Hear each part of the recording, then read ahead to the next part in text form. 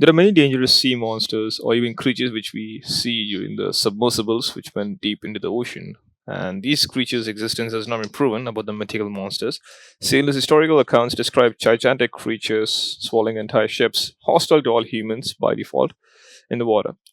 So here's a list of all the mythical creatures from all the folklores and mythology from various cultures. So we have the Omibozu. According to Japanese folklore, Umibozu are giant spirits that live in the ocean and capsize the ships of sailors who dare to speak to them. So even making small talk can get you killed in the ocean.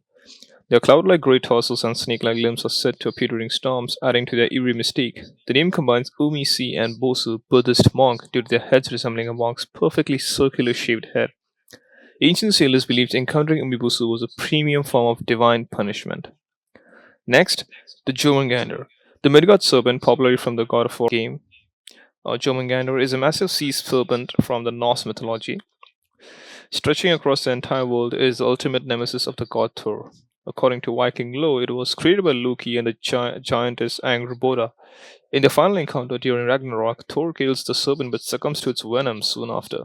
So Jormungandr symbolizes the cyclical nature of life and death in Norse cosmology. Kappa. Not the Greek symbol, but yeah, it's a mischievous yokai from the Japanese folklore. These water demons have human reptilian traits, basically like a tortoise, and live in rivers and lakes. They closely resemble the TMNT, less attractive and ugly version, but terrifying. Known for drowning the victims to steal their livers, they are both feared and respected. Folklore describes their weakness, a dish shaped hollow on their head that holds magical water. If emptied, they become powerless. They are also credited with healing illnesses and symbolizing the duality of good and evil in nature. So basically, they treat you as per your karma. Scylla, or Scylla. Scylla from the Greek mythology combines the upper body of a woman with the lower body of six ravenous dogs in the form of tentacles, or like a churro. Originally a nymph, she was cursed by a jealous sorceress, transforming her into a monster. Scylla lived near the Strait of Messina, attacking sailors, including six companions of Odysseus. Symbolically, she represents the navigational hazards, as ancient sailors feared these straits for their deadly whirlpools and jagged rocks. Charybdis. Opposite Scylla is this in the Strait of Messina was Charybdis, a whirlpool monster said to swallow entire ships. Legend claimed that she is a daughter of Poseidon and Gaia, cursed by Zeus for her greed. 3 times a day, she sucks in and spits out the sea, creating powerful whirlpools. This myth reflects ancient sailors' struggles to navigate dangerous waters and their reverence for the sea's uncontrollable power. The basic pillars of science: earth, fire, air, water. Never mess with them. Leviathan. From the popular game, the Leviathan described in the Bible is a terrifying sea monster combining features of a crocodile, dragon, snake, and a whale. As a symbol of pure chaos, it was said to be God's ultimate creation, defeated only by the divine intervention. Jewish tradition sees Leviathan as an ultimate force of destruction, destined to battle Behemoth during the end of time. This monstrous creature influenced medieval art and Christian theology, often representing the devil's power over the sea. Next, Iku-Turso. In Finnish mythology, Iku-Turso is a male-born sea monster known as the Bearded One or the Ox of Death. It is linked to the mythical land of Pohjola, considered a source of evil. Known as the father of diseases, these creatures symbolize the fear of unknown forces beneath the water. Finnish seafarers might have invoked protective rituals to guard against its wrath. Hydra. Hail Hydra. Yes, it's a popular sea creature, about size of 1 centimeter, but this is different. A serpent with 9 heads from Greek mythology was said to grow 2 heads for every one severed. It represents the ultimate challenge, as its central head was purely immortal. The Hydra terrorized the countryside until Hercules defeated it by cauterizing its wounds and burying its indestructible head. This myth has become a metaphor for unsolvable problems. Cut one down, two more takes its place. Kraken. Unleash the Kraken.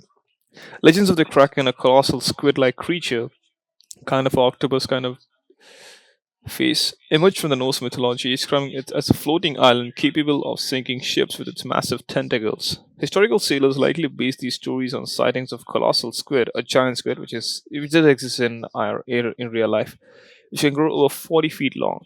The Kraken became a symbol of the dangers lurking in the uncharted waters, inspiring countless pirate tales and maritime folklore worldwide, and even in a movie, Clash of Titans. The Devil Whale. The Devil Whale is a mythical creature resembling a sleeping island. Unsuspecting sailors would anchor their ships only for the island to dive, dragging them to their doom. This tale was popularized by Irish monks, including Saint Brendan, who reportedly encountered one. In some versions, the devil whale appears as a giant turtle, emphasizing the ocean's deceptive nature and false perception of reality. Each used from Scottish folklore, each used is a shape-shifting water horse that lures victims to their doom. It appears as a beautiful horse, but once mounted, its skin becomes adhesive, trapping the rider. I guess don't ride everything which attracts you. The creature then drags its prey into the water, leaving only the liver behind. Each used symbolizes Scotland's mysterious locks and the thin line between beauty and danger, like I told. Cthulhu.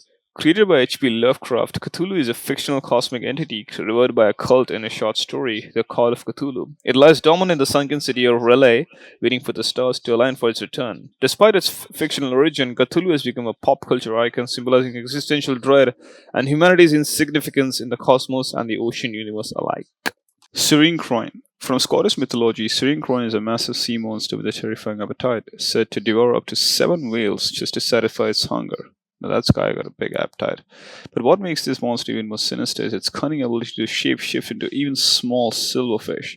Sailors, lured by its harmless appearance and attractiveness, would catch it, only to witness it transform back into its monstrous form and devour them whole. While we are searching out for planets and distant life and events in the cosmos and the space, there's a whole lot of ocean beneath us being left unexplored. Right now, we've just explored 5% of all the ocean. What we imagine, what we dream, what we have the nightmares of. These creatures, not to the exact scales, but yeah, to some kind of design, similar design. The animals you see is a common trait. They have a slithering motion, dragon like appearance, snakes, tentacles. They might be lurking in the deep waters. We don't know.